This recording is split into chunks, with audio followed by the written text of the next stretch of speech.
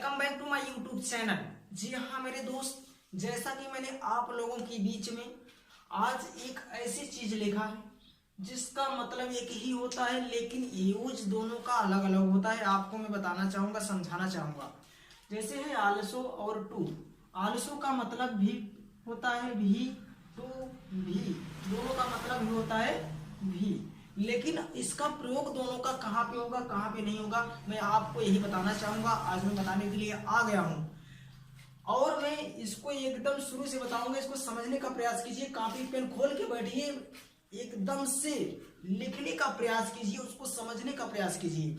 जैसा कि मैंने आपके सामने सेंटेंस लिखा, वह किताब पढ़ता है, वह किताब पढ़ता है। दूसरा मैंने लिख दिया, वह भी किताब पढ़ता है।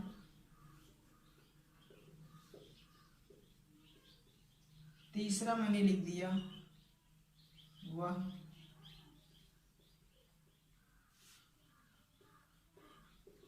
किताब भी पढ़ता है। पहला मैंने बताया वह किताब पढ़ता है, तो वह किताब पढ़ता है, इसकी अंग्रेजी तो हम सब बना सकते हैं प्रेजेंट इंडेफिनिट के रूल से कि सब्जेक्ट थर्ड पर्सन का सिंगुलर नंबर है तो बारे में जैसे एस लगा के ऑब्जेक्ट लिख देंगे। तो ही reads the book, he reads the book, वह किताब पढ़ता है। लेकिन समस्या उत्पन्न कहां से हो रही, समस्या पैदा कहां से हो रही, समस्या तो हमें इस भी से पैदा हो रही है। सोचते हैं बच्चे भी की अंग्रेजी क्या लगा दूं, यहाँ पे भी है, इसमें वह है, इसमें भी वह है, इसमें किताब है, इसमें भी किताब है, भी है, पढ़ता है। सब में दोनों में बराबर है, लेकिन डिफरेंस कहाँ पे, हमें करना क्या है, हम क्या करें ये समझ में नहीं आता। जी हाँ मेरे दोस्त, मैं केवल 1 मिनट की क्लास में आपको ऐसा बता दूंगा कि आप जो है एकदम से तूफान हो जाएंगे, ठीक है। जैसे वह भी किताब पढ़ता है, तो भी की अंग्रेजी मैंने बताया आलसो, भी की अंग्रेजी मैंने बताया आलसो।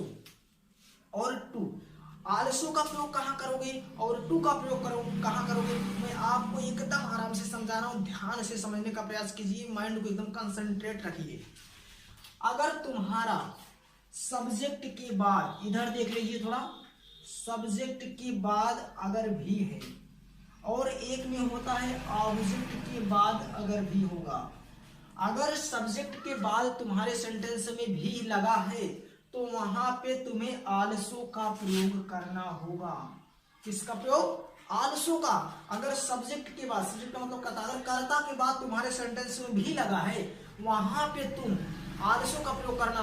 अगर ऑब्जेक्ट के बाद भी लगा है वहां पे आलसो नहीं बल्कि टू का प्रयोग करना, TOO, आलसो नहीं बल्कि टू का प्रयोग करना। जी हाँ मेरे दोस्त, अब आप समझ गए होंगे कि अगर सब्जेक्ट के बाद भी लगा है तो आलसो लगाएंगे, ऑब्जेक्ट के बाद भी लगा है तो टू लगाएंगे। थोड़ी सी 1 मिनट की बात और सुनना, अगर सब्जेक्ट के बाद लगा है तो सेंटेंस के अनुसार, टेंस के अनुसार पहले हम सब्जेक्ट लिखेंगे। अगर उस सेंटेंस में अगर मुझे हेल्पिंग वर्ब लगाना है तो सब्जेक्ट के बाद हेल्पिंग वर्ब लगा देंगे, तब हेल्पिंग वर्ब के बाद हम आलसो लगाएंगे। अगर हेल्पिंग वर्ब सेंटेंस में नहीं लग रही है तो हम आलसो तुरंत लगा देंगे सब्जेक्ट के जस्ट बगल। अगर ऑब्जेक्ट वाली बात की जाए, ऑब्जेक्ट के बाद तत्काल में ऑब्जेक्ट लास्ट में लिखा जाएगा, ऑब्जेक्ट के बाद टू लगेगा, ना कि आलसो की जगह पे टू लिख दो तो हमारा सेंटेंस हो जाएगा, सेंटेंस हमारा गलत हो जाएगा। बहुत सारे बच्चे कहें इसको क्या, ही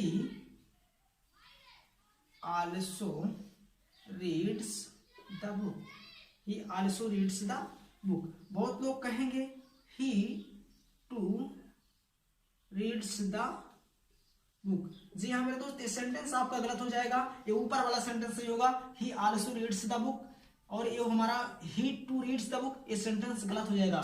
अगर दूसरा एग्जांपल इसमें देखिए, वह किताब भी पढ़ता है, he reads the book too, he reads the book to.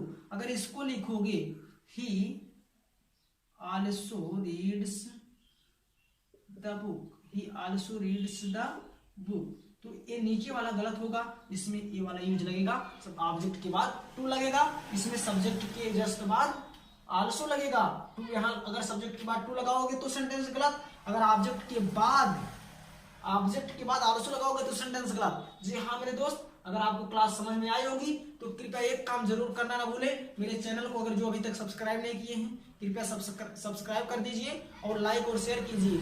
और जो अभी मेरे चैनल को सब्सक्राइब नहीं किए कृपया सब्सक्राइब करने के बाद बेल आइकन को प्रेस करना जरूर ना भूलें। बेल आइकन को जरूर अवश्य ही प्रेस कर दे। Thanks for watching my video.